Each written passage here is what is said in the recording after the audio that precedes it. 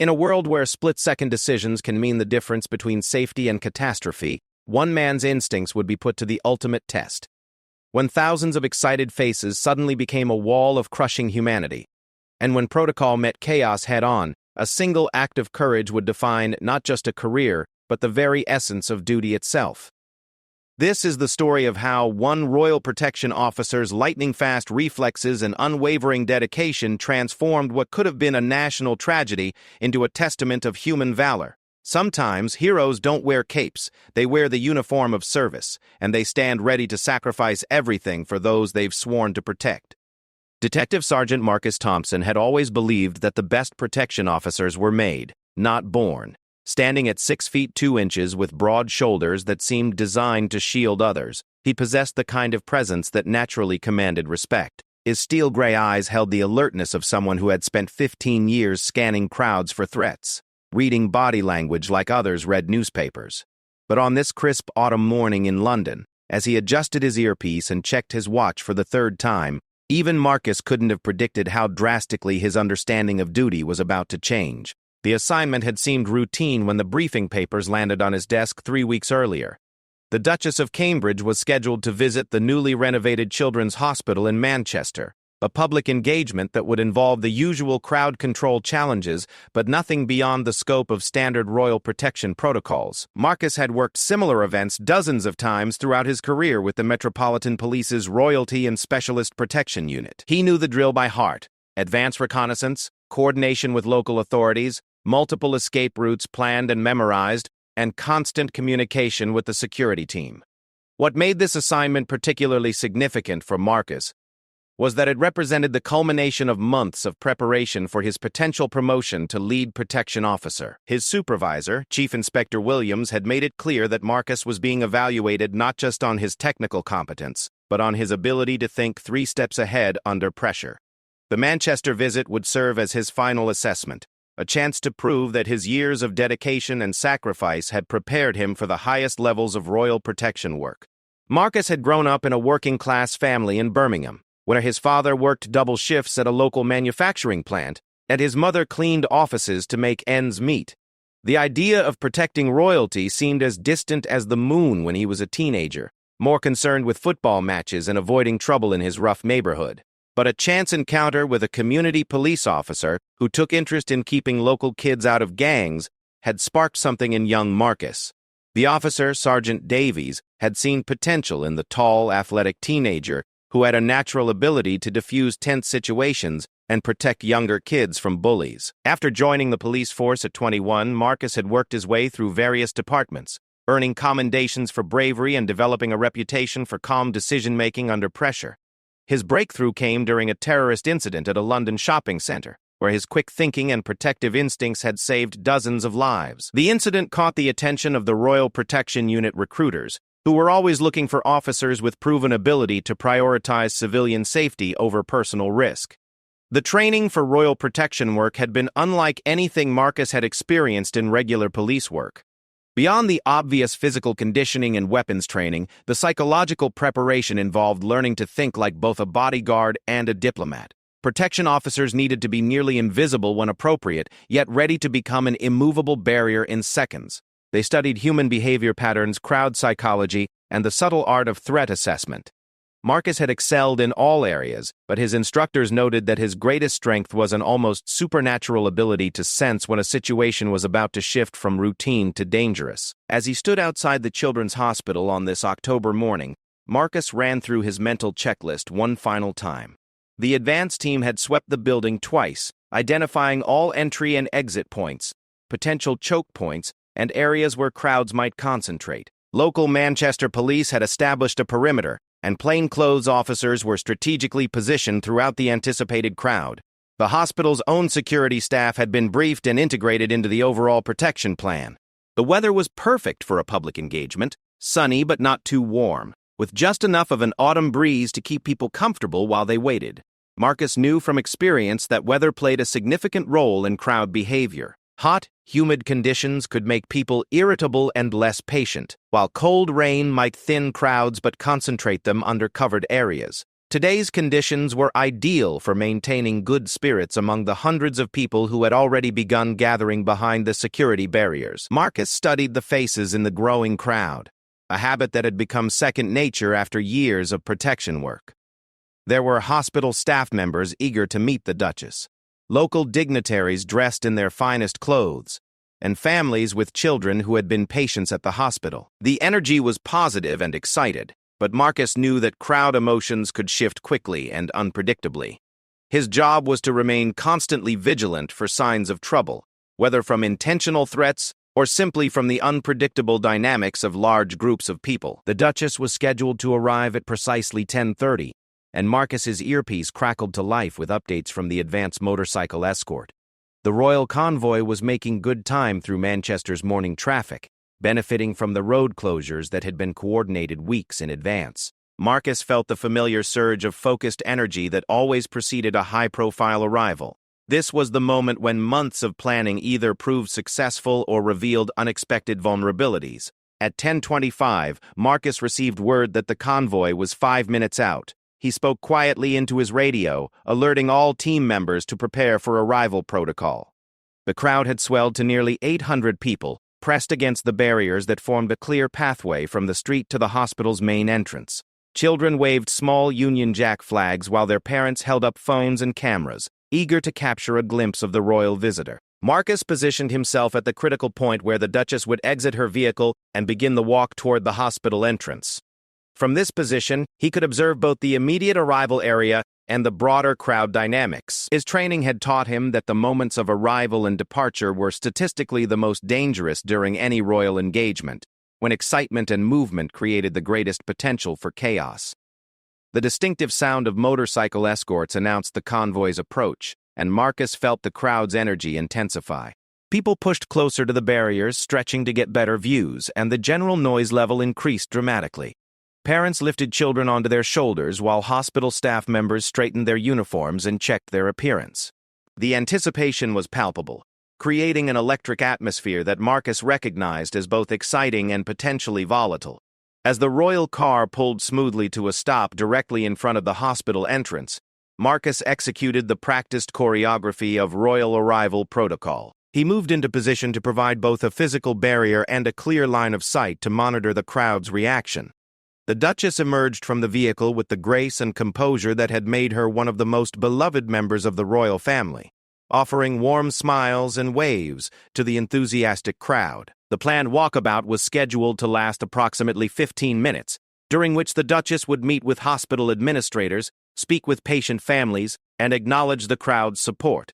Marcus matched her pace exactly, maintaining the precise distance that provided maximum protection while allowing for natural interaction with well-wishers. His colleagues formed a coordinated perimeter, each officer responsible for monitoring specific sectors of the surrounding area.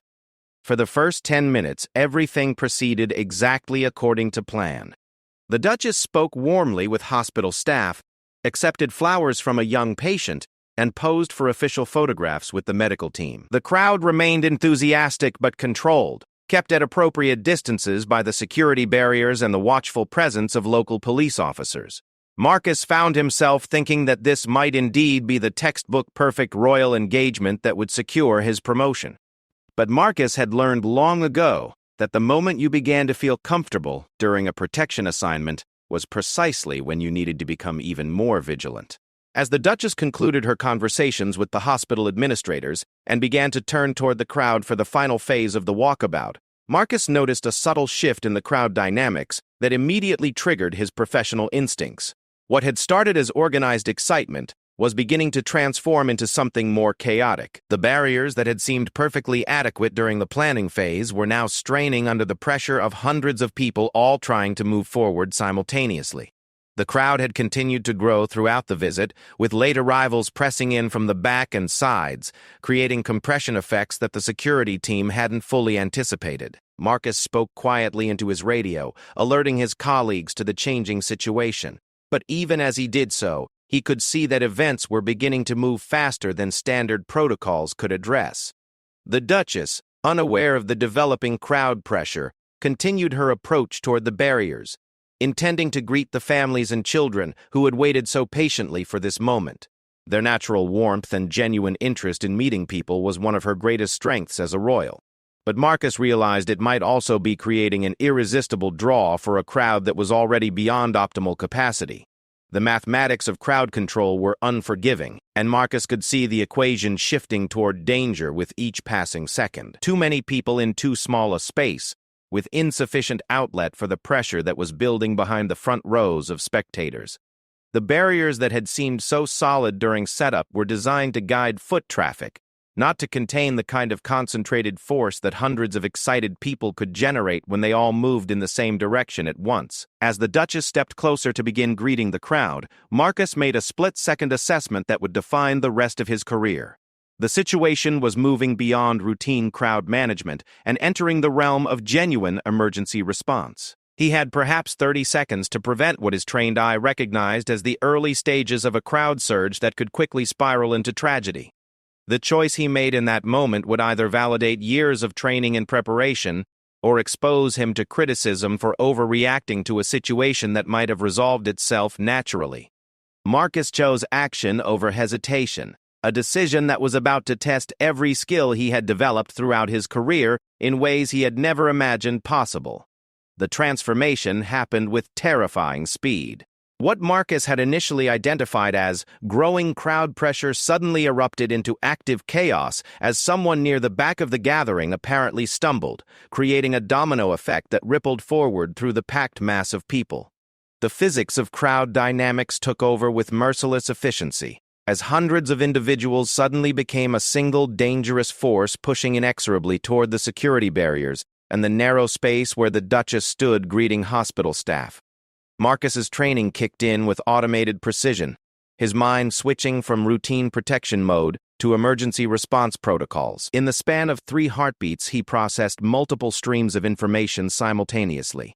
The crowd's movement patterns, the Duchess's position relative to potential escape routes, the locations of his fellow protection officers, and the structural integrity of the barriers that were now groaning under unprecedented pressure. His years of experience had taught him that in situations like this, hesitation could be measured in lives lost.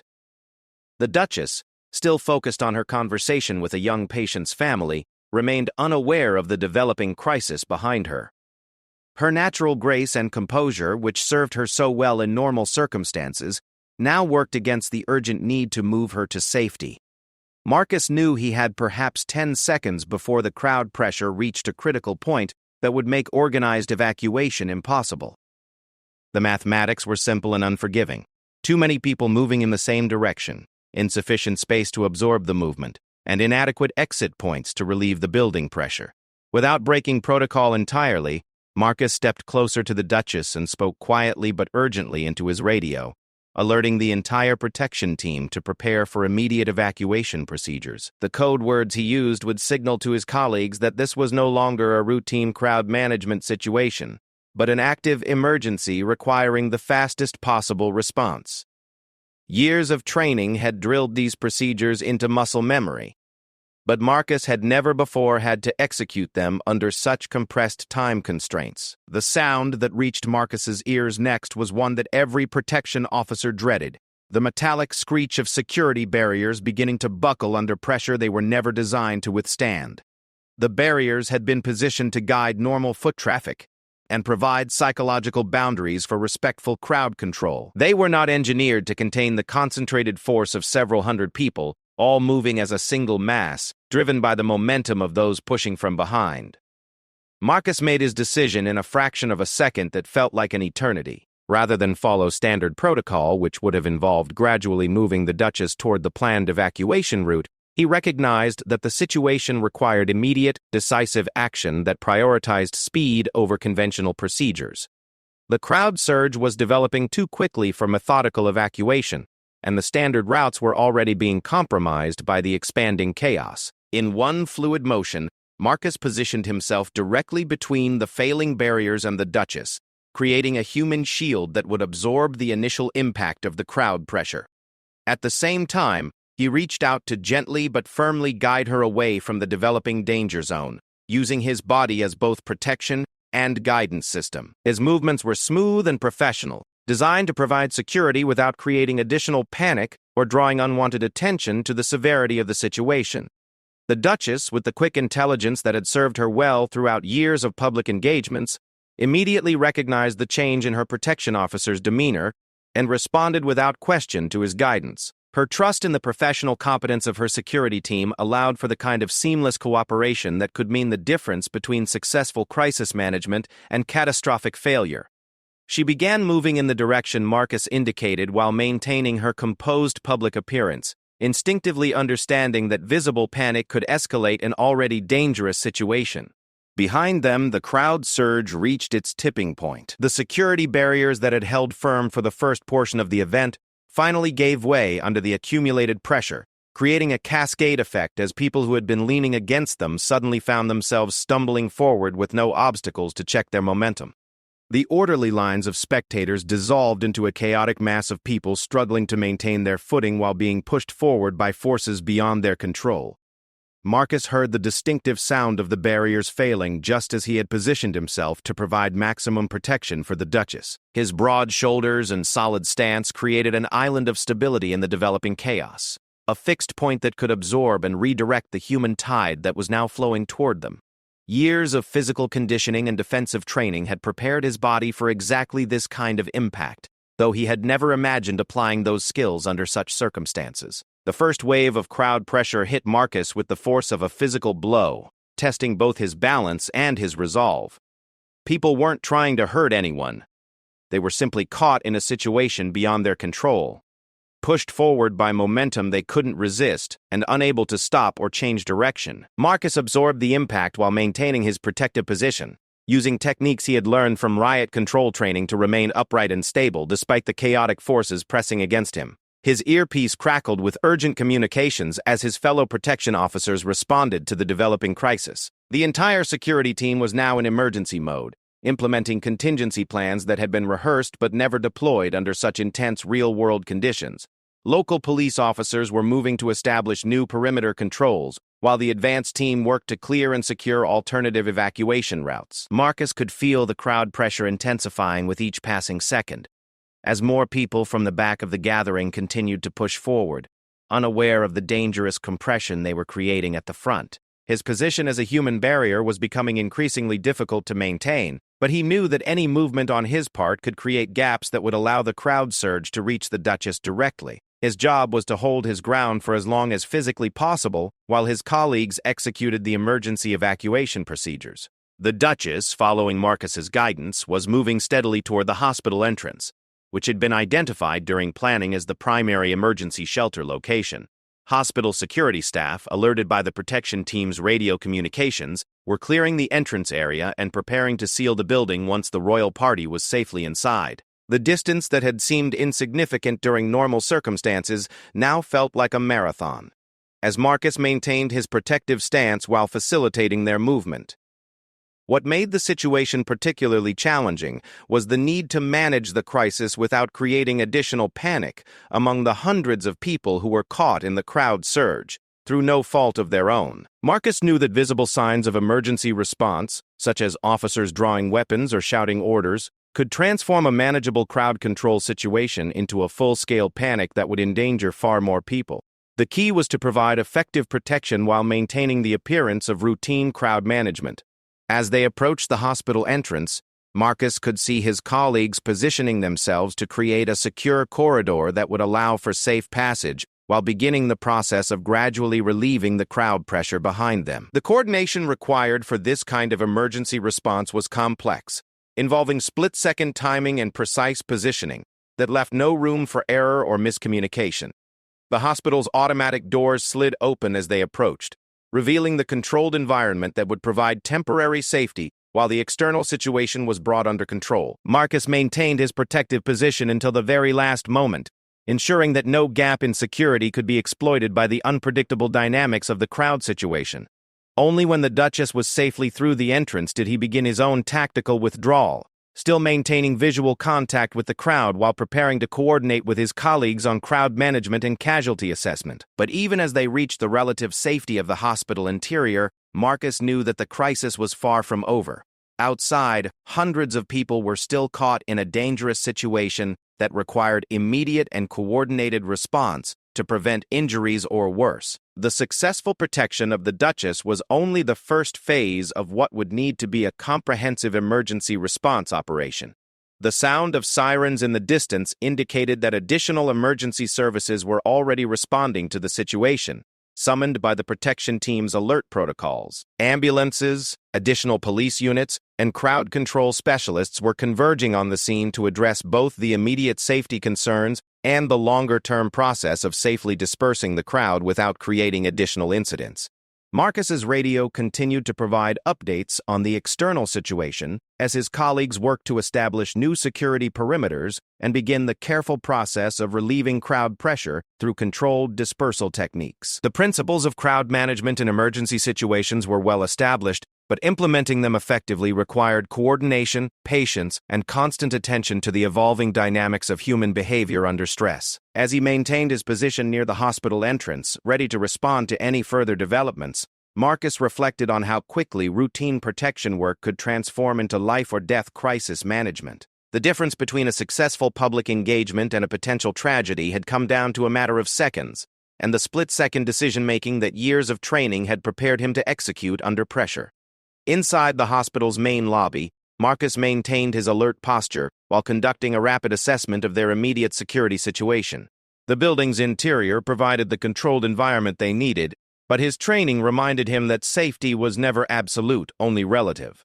He positioned himself where he could monitor both the entrance they had used and alternative access points while staying within protective distance of the Duchess, who had settled into a chair provided by the hospital administration. Through the large windows facing the street, Marcus could observe the ongoing crowd management efforts being conducted by his colleagues and the local Manchester police. The sight was both encouraging and sobering. Encouraging because he could see the professional competence with which the emergency response was being handled. Sobering because the scale of the crowd that had gathered was larger than anyone had anticipated during the planning phases.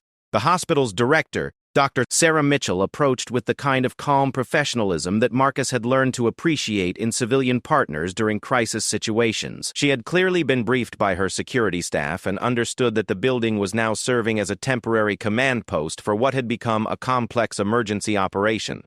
Her cooperation would be essential for maintaining security while the external situation was brought under control. Marcus's earpiece provided a steady stream of updates from the scene outside. His colleague, Inspector Davies, was coordinating the crowd dispersal efforts with methodical precision, using techniques designed to gradually relieve pressure while avoiding the creation of new choke points or panic situations. The process required patience and careful timing, as moving too quickly could recreate the dangerous conditions that had caused the initial crisis. The Duchess, displaying the composure that had made her such an effective royal representative, was engaging quietly with Dr. Mitchell about the hospital's work while allowing her protection team to manage the security situation.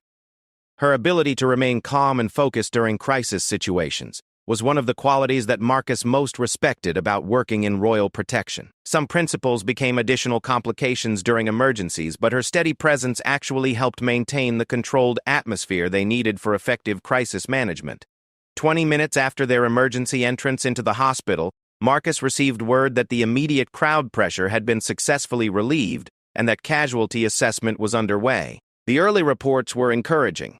Several people had suffered minor injuries, primarily scrapes and bruises from being pressed against barriers or losing their footing, but there were no indications of serious injuries or fatalities.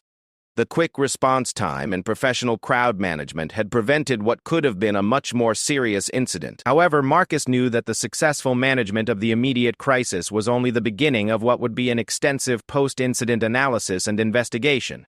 Every aspect of the security planning, execution, and emergency response would be scrutinized to identify lessons learned and potential improvements for future operations. The fact that no one had been seriously injured would be positive, but it wouldn't eliminate the need for thorough examination of how the situation had developed and whether it could have been prevented entirely. The complexity of crowd psychology meant that even the most careful planning could be overwhelmed by unpredictable human factors. The investigation would need to examine everything from the initial crowd size estimates to the positioning of barriers, from the timing of the arrival to the communication procedures between different security agencies. Marcus knew that his own actions during the critical moments would be subject to detailed review, though he felt confident that his decisions had been appropriate given the information available at the time. As the external situation continued to stabilize, plans were being developed for safely continuing or concluding the royal visit. The Duchess had expressed her concern for the people who had been affected by the incident and her desire to ensure that everyone received appropriate medical attention. Her genuine care for public welfare was creating additional planning challenges, as any further public appearance would require even more stringent security measures than had originally been implemented. Marcus found himself thinking about the families with children who had come to see the Duchess, many of whom had probably been looking forward to this event for weeks or months. The crowd surge had transformed what should have been a positive community celebration into a frightening experience that some of those children would remember for the rest of their lives. The human cost of security incidents extended far beyond immediate physical injuries to include the psychological impact on everyone involved. Dr. Mitchell informed Marcus that the hospital's emergency department was treating several people who had been affected by the crowd surge. Though none of the injuries appeared to be serious, the hospital staff was being commendably thorough in their medical assessments, ensuring that anyone who had been caught in the crowd pressure received proper evaluation, even if they initially seemed uninjured. Adrenaline and shock could mask symptoms that might become apparent only hours after an incident. The radio traffic in Marcus's earpiece was beginning to shift from emergency response coordination to post-incident investigation procedures. Witness statements were being collected, video footage from security cameras and personal devices was being gathered, and the physical evidence from the scene was being documented. The thoroughness of this process would be crucial for understanding exactly how the situation had developed and for making improvements to prevent similar incidents in the future. Marcus realized that his role in the incident would make him a key witness in the investigation process. His position during the critical moments, combined with his experience in crowd management and protection work, would provide important perspectives on both what had happened and how the response could be improved.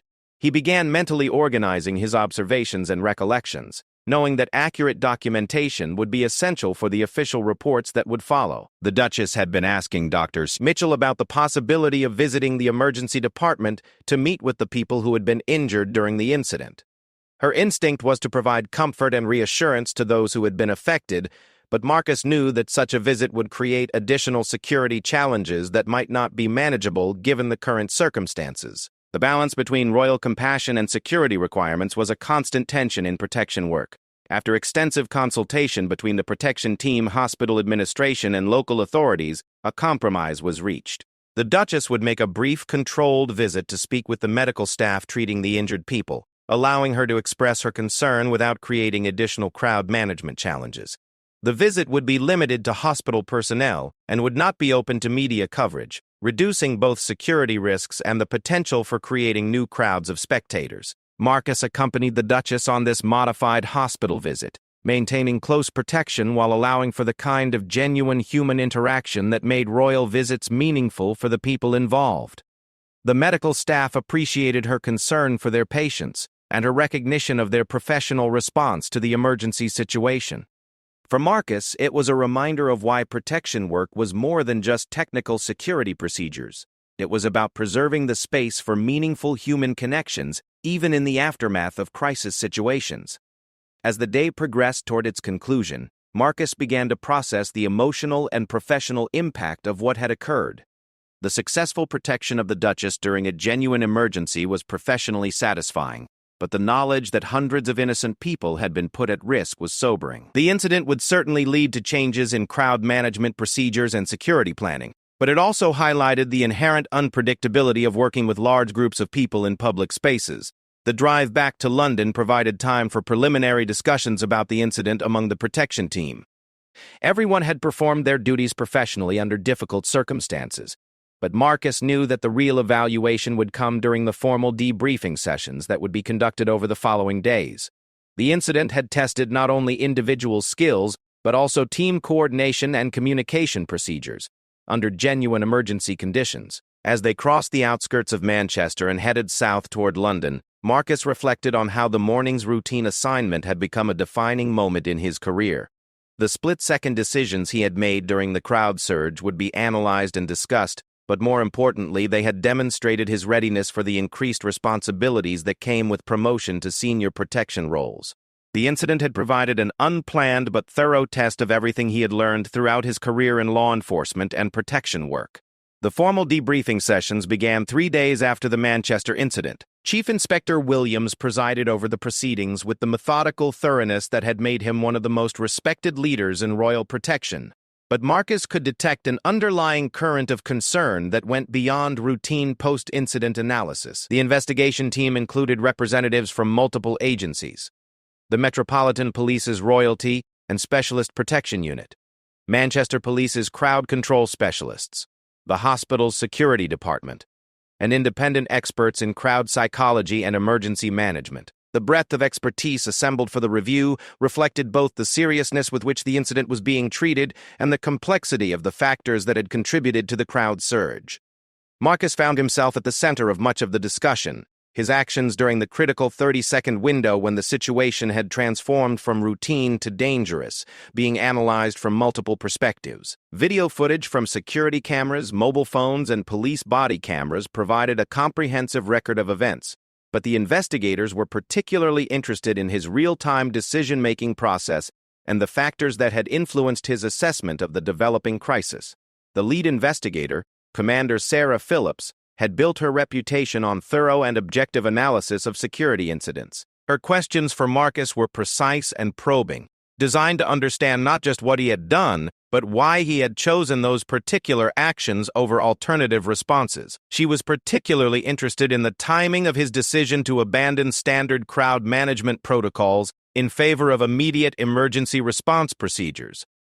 Marcus explained his assessment process step by step, describing how his experience in crowd psychology had allowed him to recognize the early warning signs of a surge before it became visibly apparent to observers.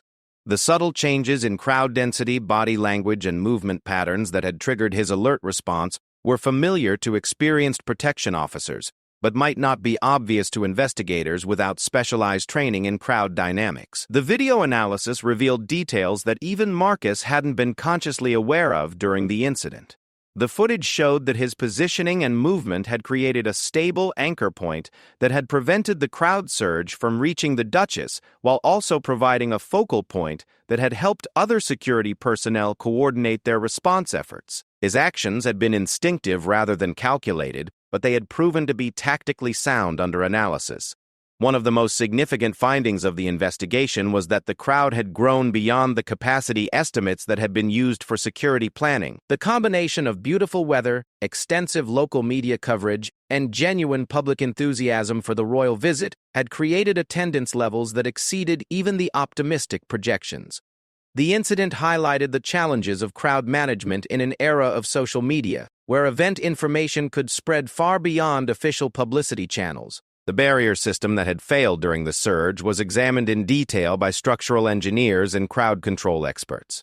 While the barriers themselves had met all relevant safety standards, their configuration had been based on crowd size estimates that proved to be inadequate.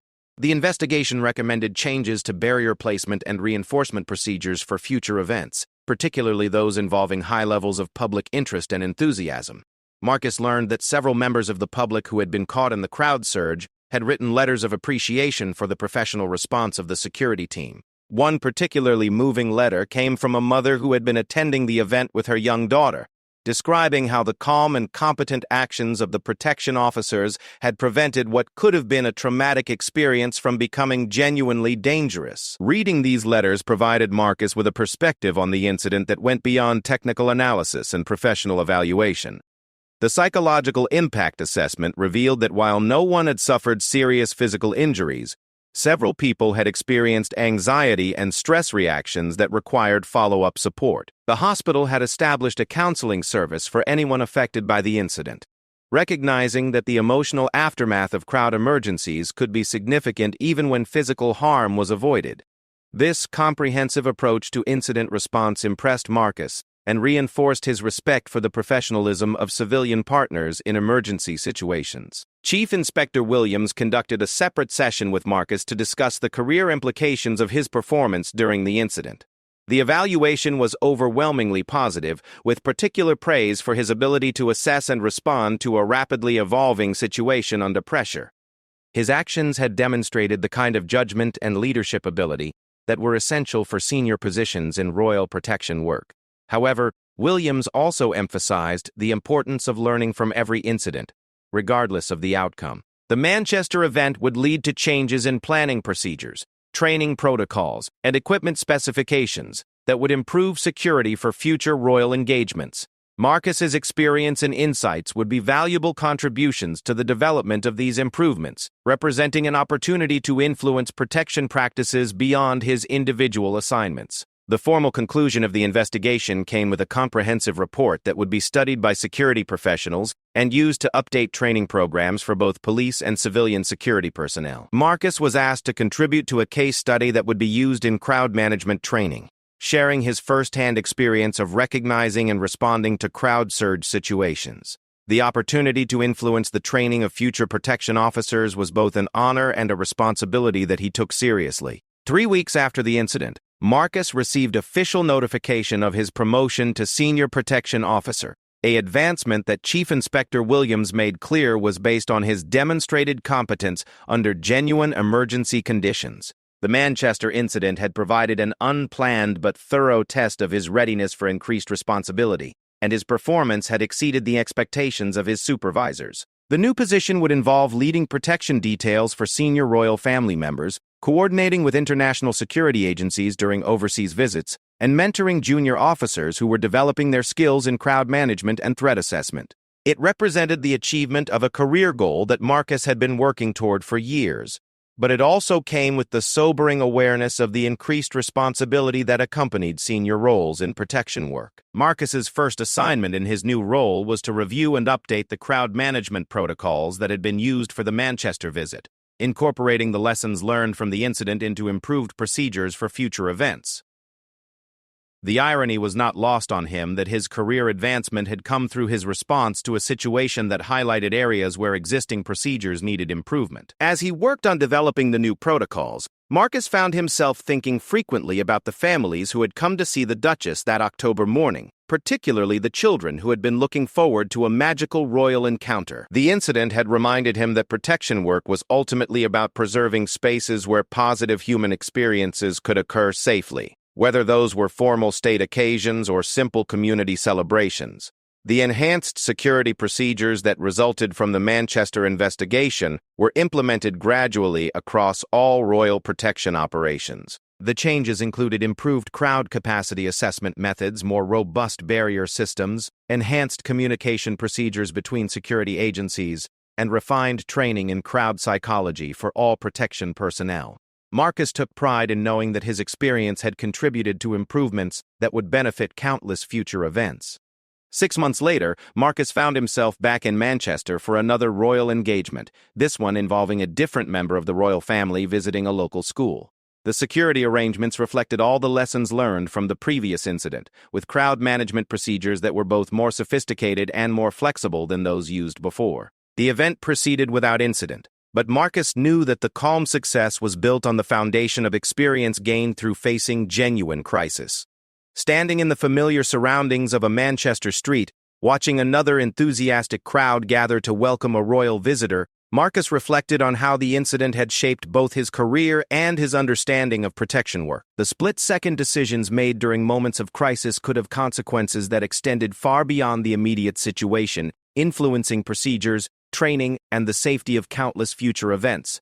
The crowd before him was happy and excited, held at appropriate distances by improved barrier systems, and managed by security personnel who had benefited from enhanced training in crowd psychology. Children waved flags and adults held up cameras, creating the same atmosphere of celebration that had characterized the morning when everything had changed. But now that celebration was supported by security measures that had been strengthened through hard-won experience. As the royal car approached and Marcus automatically shifted into the alert, focused mindset that had become second nature, he carried with him the knowledge that protection work was never routine, never completely predictable, and always demanding of the highest standards of preparation and professionalism. The Manchester incident had taught him that heroism often came not in dramatic gestures, but in the quiet competence of doing difficult jobs well under pressure, and in the willingness to learn and improve from every experience, successful or otherwise.